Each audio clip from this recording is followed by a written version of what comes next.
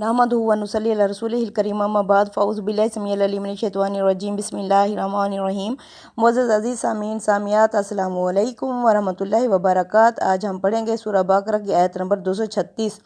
اس میں اللہ تعالیٰ فرما رہے ہیں، لا جناح علیکم، نہیں گناہ تم پر، ان طلقتم النساء، اگر تم طلاق دو ان عورتوں کو، ما لم تمسوہن، جن کو تم نے چھوا تک نہیں، او تفرضوا لہن فریضہ، یا تم نے ان کا حق مہری مقرر نہیں کیا، ومتعوہن، اور انہیں فائدہ پہنچاؤ، علی الموسع قدرہ، وسیع قدرت والا امیر آدمی اپنی قدرت کے مطابق، و علی المقتر قدرہ، اور جو تنگ دست ہے غریب ہے وہ اپنی قدرت کے مطابق، متاعا بالمعروف، انہیں فائدہ پہنچاؤ مہنگائی کے مطابق، حقا علی المحسنین، یہ حق ہے نیک لوگوں پر،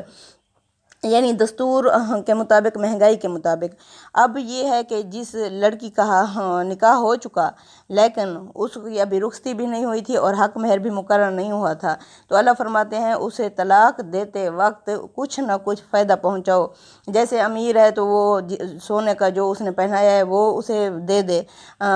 تو غریب جو ہے وہ سوٹ وغیرہ جو ہے وہ یعنی طلاق دیتے وقت اسے واپس نہ لے، اسے کچھ نہ کچھ فائدے پہنچائے۔ تو یہ اللہ فرماتے ہیں یہ حق ہے نیک لوگوں پر، احسان کرنے والوں پر، نیکیاں کرنے والوں پر۔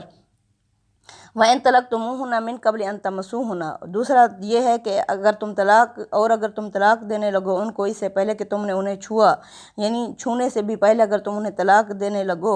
وَقَدْ فَرَضْتُمْ لَهُنَّ فَرِيضَةً، اور لیکن تم نے ان کے لیے حق مہر مقرر کر دیا تھا، قد کا مطلب ہے جو کم ہو چکا ہوتا ہے، اور لیکن تم نے ان کے لیے حق مہر مقرر کر دیا تھا، فَنِصْفُ مَا فَرَضْتُمْ، تو آدھا انہیں دے دو طلاق دیتے وقت جو تم نے ان کے لیے فرض کیا تھا، إِلَّا أَن يَعْفُونَ، ہاں اگر معاف کر دے وہ عورت، او یعفو والذی بیدہ عقدۃ النکاح، یا معاف کر دے وہ آدمی جس کے ہاتھ میں نکاح کی ڈور ہے، یعنی یا تو عورت کہے کہ مجھے طلاق دے رہے ہیں، رخصتی تو نہیں ہوئی، میں کیوں لوں ان سے، میں نہیں لیتی، یا معاف کر دے وہ آدمی جو طلاق دے رہا ہے، چلو ٹھیک ہے جو میں نے لکھ دیا تھا اب میں طلاق دے رہا ہوں تو وہ میں پورا اسے دے دیتا ہوں۔ وَأَن تَعْفُوا أَقْرَبُ لِلتَّقْوَىٰ، اور اگر تم معاف کر دو ایک دوسرے کو یہ تقوی کے زیادہ قریب ہے، یعنی یا آدمی پوری بخش دے یا عورت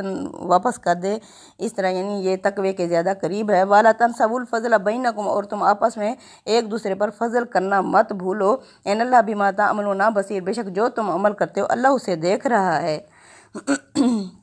یعنی یہ ذہن میں ہو کہ اللہ ہر وقت موجود ہے، ہر جگہ اللہ تعالیٰ دیکھ رہا ہے۔ اب اللہ شریعت کے احکام کے خاتمے پر نماز کا حکم دے رہے ہیں، یعنی نماز، حافظوا علی الصلوات، کہ حفاظت کرو اپنی نمازوں کی، والصلاۃ الوسطیٰ، اور خاص طور پر درمیانی نماز عصر کی، یعنی نمازوں کی اللہ تعالیٰ نے کیوں حکم دیا ہے؟ کیونکہ نمازیں اللہ کی یاد دلاتی ہیں، اللہ کے قریب کرتی ہیں۔ اللہ فرماتے ہیں اپنی نمازوں کے اوقات، اپنی نمازوں کی حفاظت کرتے رہو، یہ نہ ہو کہ بھول جو نماز ادا کرنا، نہیں، اپنی نمازوں کی اس طرح حفاظت کرو جس طرح اپنے خزانوں کی حفاظت کرتے ہو، حفاظت کرو اپنی نمازوں کی، خاص طور پر درمیانی نماز عصر کی۔ عصر کے وقت یعنی کاروبار بند ہو رہے ہوتے ہیں، آفس، ہر بندہ جو اپنے گھر کی طرف لوٹ رہا ہوتا ہے، تو اللہ فرماتے ہیں اس نماز کے چھوٹ جانے کا زیادہ اندیشہ ہے، تو اس وقت اگر تم مصروف ہو لیکن اپنی نمازوں کی حفاظت کرو، وَقُومُوا لِلَّهِ قَانِتِينَ، اور اللہ کے آگے فرما بردار بن کر کھڑے ہو جاؤ، یعنی سب سے زیادہ حق کون رکھتا ہے؟ اللہ رکھتا ہے، اور نماز کا اصلی ادائیگی کیا ہے؟ انسان کھڑا ہو جائے اللہ کے آگے فرما بردار بن کر، ہاتھ باندھ کر اللہ کے آگے کھڑا ہو جائے۔ فَإِنْ خِفْتُمْ فَرِجَالًا، ہاں پس اگر تمہیں کسی قسم کا خوف ہے، خوف کا اندیشہ ہے، یعنی بالفرض ریل گاڑی کے چھوٹ جانے کا، کسی سواری کے چھوٹ جانے کا، یا کوئی دشمن کا، یا اندھیرے کا، کسی قسم بھی خوف ہے، فَرِجَالًا، تو پیدل چلتے چلتے نماز ادا کرو، اور رُکْبَانًا، یا سواری پر بیٹھے بیٹھے نماز ادا کرو، فَإِذَا أَمِنْتُمْ، تو پس جب تم امن میں آ جاؤ، فَاذْكُرُوا اللَّهَ، پس ذکر کرو اللہ کا، كَمَا عَلَّمَكُمْ، جس طرح اس نے تمہیں علم دیا ہے، سکھایا ہے، مَا لَمْ تَكُونُوا تَعْلَمُونَ، جو تم پہلے نہیں جانتے تھے۔ یعنی اب اگر کوئی ہے کہ سواری پہ یعنی روک کے نماز پڑھتا ہوں تو یہ سواری نکل جائے گی، کسی قسم کی بھی اندیشہ ہو سکتا ہے، اگر کسی قسم کا اندیشہ ہے، پس جب تم اس وقت تو نماز ادا کر دو، کیونکہ زندگی کا پتہ نہیں ہے کہ انسان اگلی لمحے ہوگا یا نہیں ہوگا۔ جو نماز کے اوقات ہو گئے ہیں تو سواری پر بیٹھے بیٹھے پیدل چلتے چلتے نماز ادا کرو۔ ہاں جب تم امن میں اپنی جگہ پر آ جاؤ تو پھر سکون سے جس طرح اللہ نے حکم دیا ہے اس طرح نماز ادا کرو۔ اور اب دوسرے حقوق ہیں ان بیواؤں عورتوں کے اور متعلقہ عورتوں کے، جو بیوہ ہو جاتی ہیں یا جنہیں تم طلاق دے دیتے ہو تو ان کے کیا حقوق ہیں۔ والذین، اور وہ لوگ جو توفون، جو وفات پا جاتے ہیں، منکم تم میں سے، ویذرون، اور چھوڑ جاتے ہیں، ازواجن، اپنی بیویاں، وصیۃ لازواجہم، تو وہ وصیت کر جائیں اپنی بیویوں کے بارے میں، متاعن، کہ انہیں فائدہ پہنچایا جائے، الی الحول، پورے 1 سال، غیر اخراجن، پس انہیں گھر سے نہ نکالا جائے۔ فَإِنْ خَرَجْنَ، ہاں اگر وہ خود سے نکلنا چاہیں، فَلَا جُنَاحَ عَلَيْكُمْ فِيمَا فَعَلْنَ، تو تم پر کچھ نہیں گناہ کہ وہ اپنے لیے جو کچھ بھی کرنا چاہیں، فی انفسہن، اپنے لیے، میں معروف، دستور کے مطابق، مہنگائی کے مطابق، اپنی ذات کے مطابق جو بھی فیصلہ کرنا چاہیں، واللہ عزیز حکیم، اور اللہ زبردست حکمت والا ہے۔ یعنی اگر وہ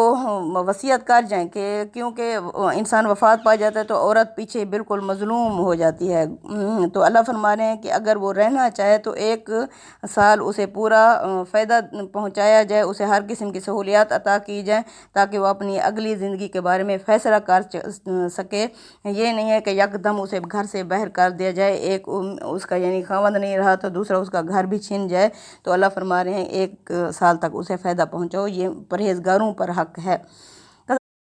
والذین یتوفون، اور وہ لوگ جو وفات پا جاتے ہیں، منکم تم میں سے، ویذرون، اور چھوڑ جاتے ہیں، ازواجن، اپنی بیویاں، وصیۃ لازواجہم، کہ وہ وصیت کر جائیں اپنی بیویوں کے بارے میں، متاعن،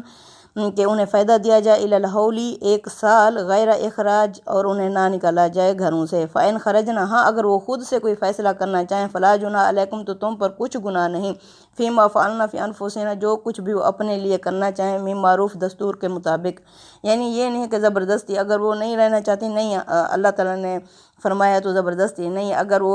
کرنا چاہتے ہیں اپنی ذات کے بارے میں جو بھی فیصلہ دستور کے مطابق تو انہیں کرنے دیا جائے، واللہ عزیز حکیم، اور اللہ زبردست حکمت والا ہے، بے شک۔ وللمطلقات، اور اسی طرح یعنی طلاق یافتہ عورتیں جنہیں طلاق دی جاتی ہیں، متاع بالمعروف، انہیں بھی فائدہ پہنچایا جائے دستور کے مطابق، حقاً علی المتقین، یہ حق ہے پرہیزگاروں پر۔ یعنی طلاق یافتہ عورتیں، انہیں طلاق دے کے فوراً ان کے ساتھ برا سلوک نہ کیا جائے، بلکہ بہترین طریقے سے، اگر طلاق دے رہے ہو، کوئی مجبوری ہے، جو بھی ہو گیا ہے، تو یا تو انہیں فوری طور پر کچھ نہ کچھ دے دلا کے رخصت کیا جائے، یا پھر ان کے ساتھ ایک طے کر لیا جائے کہ منتھلی ملے گا، یا